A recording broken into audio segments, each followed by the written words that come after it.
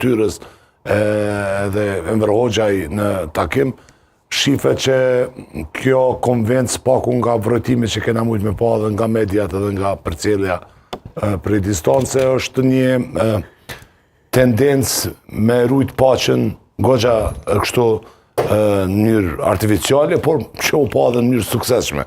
Suksesshme spaku mos të eskalojnë situatat, mos prezenca e ladrovcit tregon mjaft, deklaratat e zotit Lushtaku në relacion me pranueshmërinë apo jo të tij tregojnë gjithashtu mjaft, dhe këto deklarata gjithashtu të zotit Hoxhaj janë tregues plus që kjo nuk është një farë razillëku atë shumë i proklamuar mbi Bedri Hamzën, dhe çka shohim me jo vetëm me zgjedhjen e tij si kryetar tani legal dhe legjitim të PDK-s, por shohim që Bedri Hamza do ta ketë mështirë ta moj kohezionin brenda partijak, edhe kjo do t'i konzumoj. Mështirë se kush?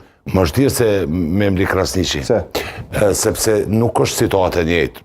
Po tham, kjo dalje është e rapor. Mos të harrojmë, kemi patëm edhe një deklaratë edhe një protagonizëm edhe të njënit nga të mëdhajve të PDK-s, të forcëve të PDK-s, zotit Aliti, i cili nuk ban kështu me shku pa dhëndërheshje njerë, zoti Krasniqi, s'ban më ndërprej me kalu kjo në proces, zgjedhja pa dhëndërheshje me letra, që tregon që PDK-ja me gjithat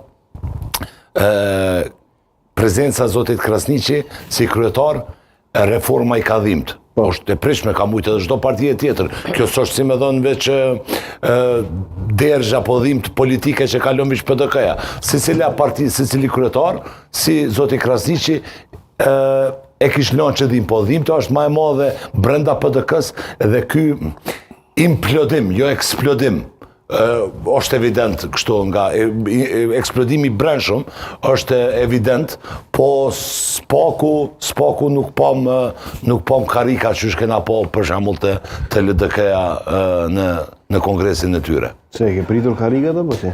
Po e tash kjo ngutia për me bo këto, prandaj tham që zoti Hamza do ta ketë vështirë dhe kjo do t'i konzumoj më shumë në inercion aktivitet të brendshëm, mi qetësu gjakrat edhe mi nol zjarmet brenda PDK-s, se sa